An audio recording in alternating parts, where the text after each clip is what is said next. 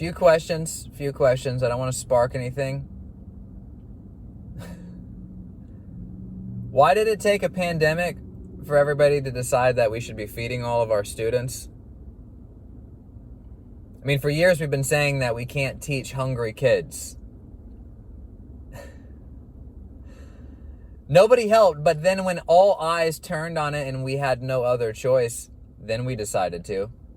Why did it take so long? Why was there no planning or foresight? Why were there no resources put away for this type of thing?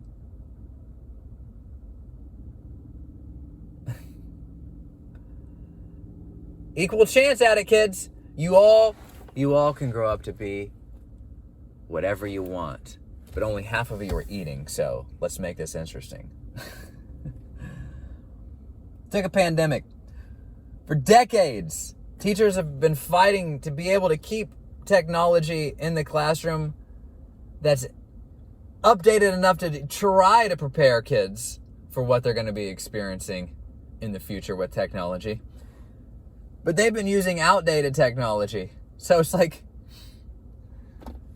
we're struggling to reach the kids through technology, yet never provided the technology, and then wondering why there's this gap. And then when did it happen? When there was a pandemic. Now we finally say, oh, kids can't be in school. Give them we'll buy all the iPads and computers and stuff now. Oh, and they don't have Wi-Fi? Okay, we got to set up all the systems.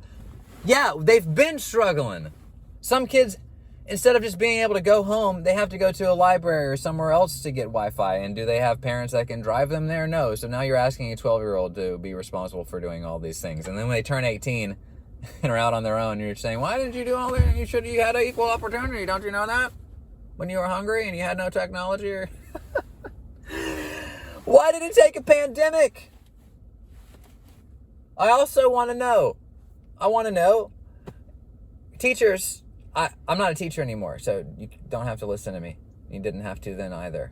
But we went. Do you remember, teachers, when we went and we looked at all the textbooks and we analyzed all of them and we thought we were doing something so great? Didn't we?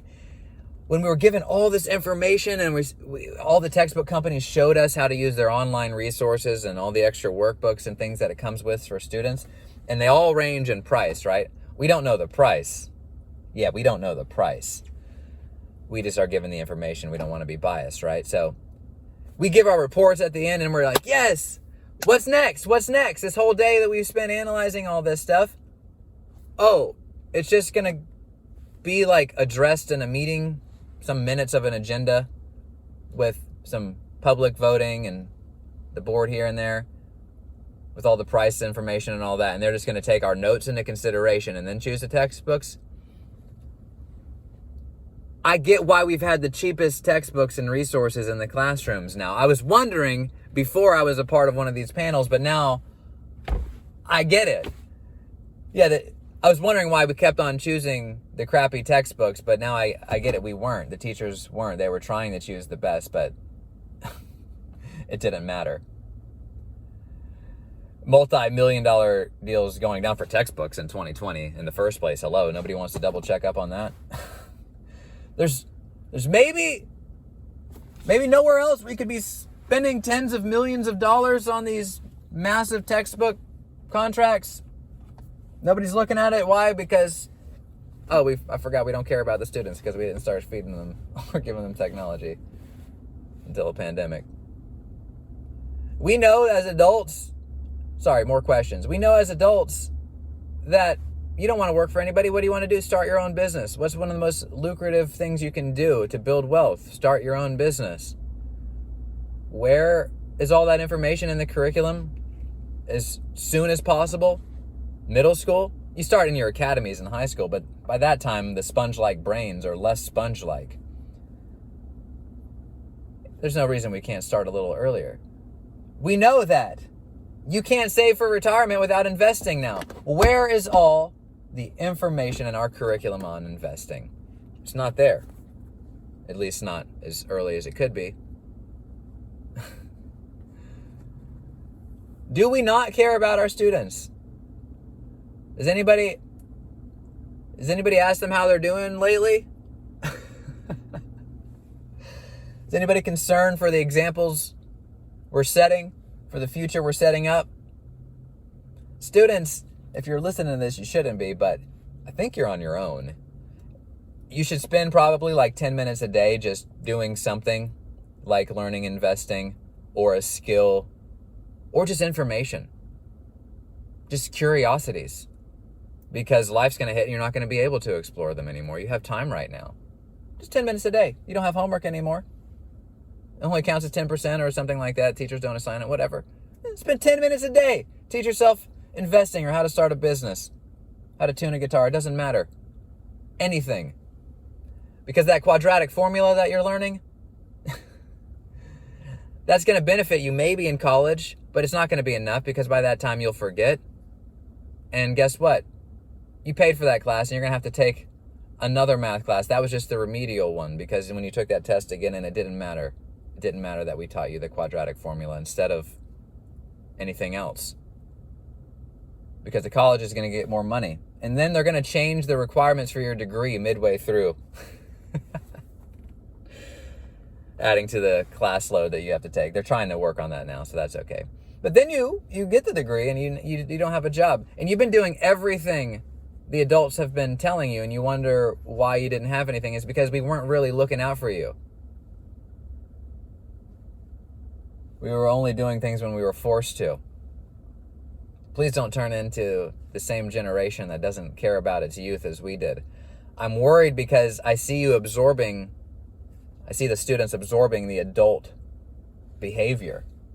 The students are already dividing into their little factions and groups and dramas and things like that they've witnessed. And they're going to turn out just like us. The little sponge-like brains absorb everything. And what do you know about a sponge? They'll absorb anything you drag it through. And what have we been dragging them through?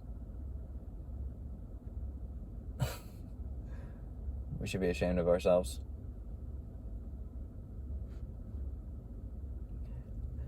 And then it's saying things to the kids, like to the students. You kids, you have it easy these days. You don't understand. The adults expect the kids to take perspective when the adults can't take perspective themselves, A, with each other, or B, with the kids, even though they were already one. You remember, adults, do you remember when somebody caught you picking your nose and they spread a rumor and it was kind of embarrassing, but it was like your word against theirs? Now everybody's got a camera. Yeah, and guess what? People around the world in 1 second from now see a picture of you picking your nose, and now everybody can talk about it publicly and make memes about it and pass it around the school. They got nothing to be depressed about, though.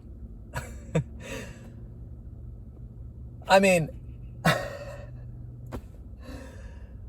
it's insane. It's insane. So do we just not care? Can we just tell the students that so they just know then that they're on their own? Because if they know that they're on their own and nobody's looking out for them, maybe they won't be so divided and maybe they won't grow up to make the same bullshit mistakes that we make and exhibit the same conditioned behaviors. We've just been passing the buck from generation to generation. No one ever really caring about the youth. Always having kids saying, I want the world to be a better place. Then complaining if it is. They have it too easy. Isn't that what you wanted? What do you want? If you care, then just start acting like it. That's all I'm saying. Let's start pouring resources into the children and maybe consider them in all of our behaviors and everything that we're deciding to do right now.